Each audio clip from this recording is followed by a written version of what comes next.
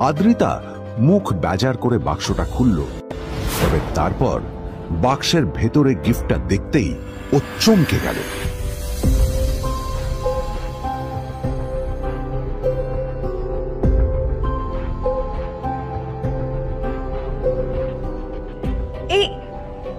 এই ফোনটা মানে এটা তো একটা স্পেশাল এডিশন, এটার দাম তো 3 কোটি টাকা। তুমি এটা পেলে কোথা থেকে? আসলে এটা অরিজিনাল নয়, আমি ওই ফোনটারই একটা কপি এনেছি।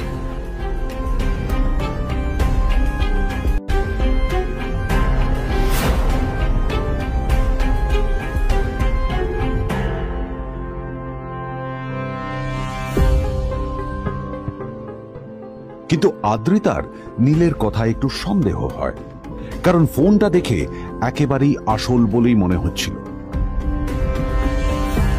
পরের দিনই আদ্রিতা ওই কোম্পানির শোরুমে গেল। এই ফোনটা একটু দেখুন না প্লিজ। ওয়াও, আচ্ছা ম্যাম, আপনি কি মিস্টার রয় চৌধুরীর বন্ধু? কে মিস্টার রয় চৌধুরী? ও, আপনি কি ওই রয় চৌধুরী গ্রুপ অফ ইন্ডাস্ট্রিজের মালিকের কথা বলছেন? হ্যাঁ। না না, আমি ওনাকে চিনি না। আমি কেন, আমার মনে হয় কেউই ওনাকে চেনে না। বড় বড় মানুষেরাই ওনা দেখা পান না।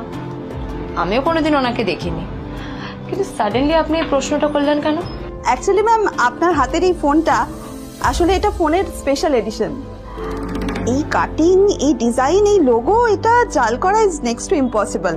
আর গোটা ভারতে বিক্রি হওয়া এই ফোনের সেকেন্ড পিস এটা, যেটা মিস্টার রয় চৌধুরী কিনেছিলেন।